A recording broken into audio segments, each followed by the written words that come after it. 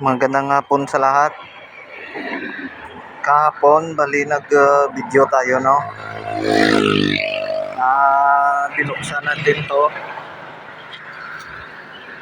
Ito yung lalagyan ng ng brake fluid.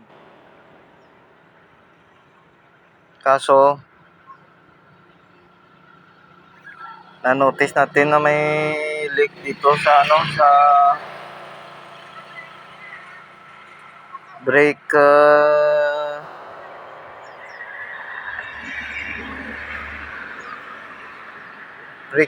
parang brake piston yung tumutulak doon. Kita nyo yung may rubber dyan, no? Yan yung may leak.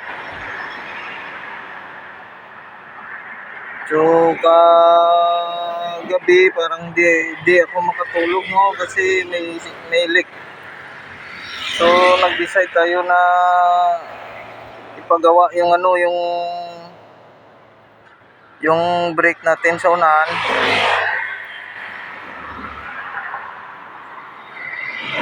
So, mahirap pala maghanap dito, no? Nung tawag dito yung brake kit.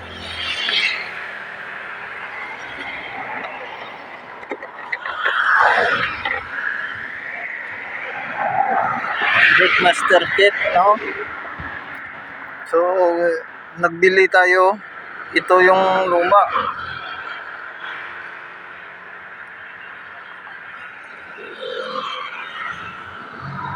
So ngayon, wala nang wala nang tawag dito, wala nang leak.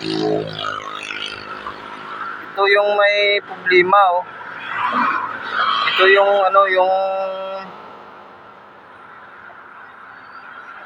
yung urig natin na stock sa Honda Click. So malamang yung rubber daw yung may diferensya, baka may gas-gas ka. Kaya kasi tumutulak to, no? Yung ganitong ito yung pinalitan. So bali may 200 yung bili ko doon sa may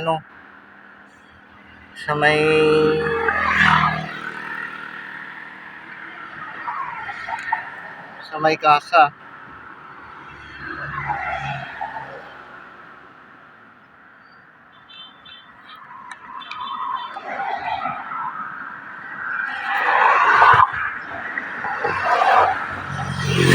So ayan dito yan.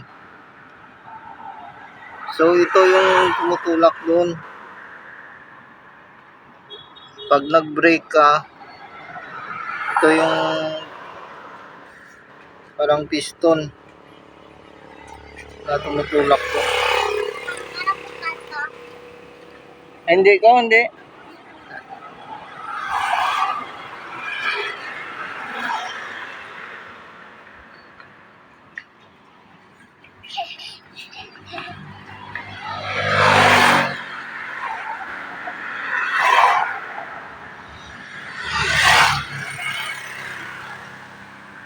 Kaya ngayon yung biyahe natin na antala. So sunod-sunod yung napalitan ko dito na sa ating motor, no? Di bali, no? Kasi pag hindi natin na palitan kasi ito, no? Hindi to. Dito yun. So tutulo yung brake fluid. Sa tuloy-tuloy madadamage yung natin, yung pinta ng motor dito. So sabi ko hindi ko na patagalin kasi mahirap na. Tsaka kapag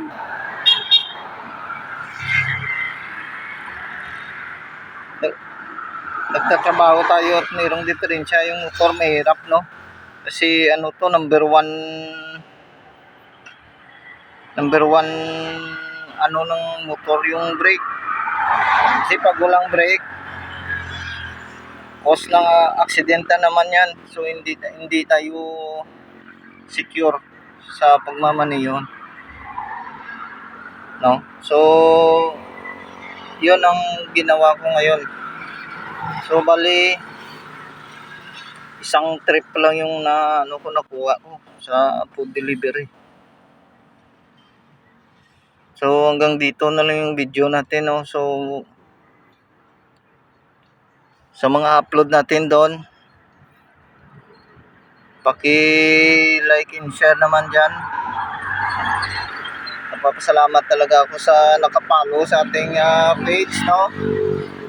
Pati na yun sa YouTube, no? Meron tayong bagong mga kaibigan na nag-subscribe sa atin, no? So thank you talaga, and God bless sa ating lahat, and ride safe. So salamat.